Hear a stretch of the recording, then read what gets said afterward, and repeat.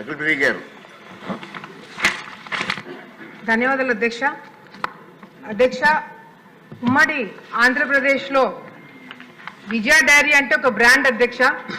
ప్రజలు కూడా విజయ డైరీ పాలు తాగేవాళ్ళు కావచ్చు, నెయ్యి వాడేవాళ్ళు కావచ్చు, దీని వెనకల ప్రభుత్వం ఉంది, ఎటువంటి కల్తీ పాలు తాగేదానికి అవకాశం ఉండదనే ఒక నమ్మకంతో ఈ విజయ డైరీని అనేది వాడడం జరుగుతుంది అధ్యక్ష.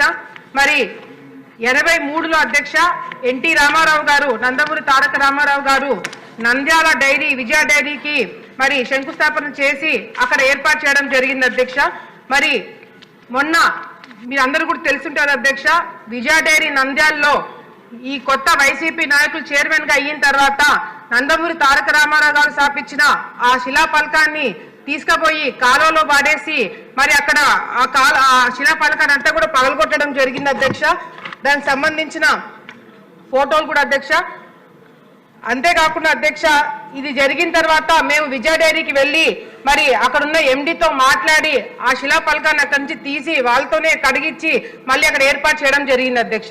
దాని తర్వాత చైర్మన్ ప్రెస్ మీట్ పెట్టి మరి ఈ విజయ డైరీ అనేది నాది, దీనికి గవర్నమెంట్ కి ప్రభుత్వానికి విజయ డైరీకి ఎటువంటి సంబంధం లేదు, నేను ఎవరినైనా డైరెక్టర్లుగా పెట్టచ్చు, ఎవరినైనా తీసేయచ్చు అని చెప్పి ప్రెస్ మీట్ పెట్టడం జరిగింది అధ్యక్ష. అధ్యక్ష, ఇప్పుడు వైఎస్ఆర్సీపీ నాయకులు విజయ డైరీ చైర్మన్ గా ఎక్కక ముందు దాదాపుగా 35 సంవత్సరాలు భూమా నారాయణ రెడ్డి గారు చైర్మన్ గా ఉండినారు అధ్యక్ష.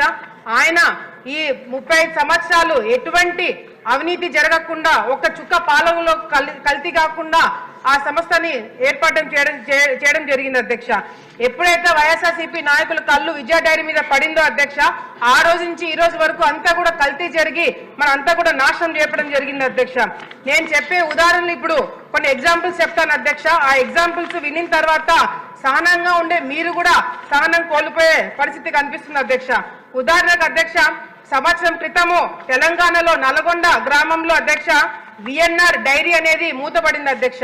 ఈ విఎన్ఆర్ డైరీలో ఏం చేస్తారంటే అధ్యక్ష, మామూలుగా పాలల్లో నీళ్లు కలపడం చూసాం అధ్యక్ష, కానీ వీళ్ళు నీళ్ళల్లో కెమికల్స్ కలిపి అది పాలగా సృష్టించి ప్రజలకు అందజేస్తున్నారని చెప్పి మరి తెలంగాణ ప్రభుత్వము వాళ్ళ మీద చర్యలు తీసుకొని ఆ విఎన్ఆర్ డైరీని క్లోజ్ చేయడం జరిగింది అధ్యక్ష.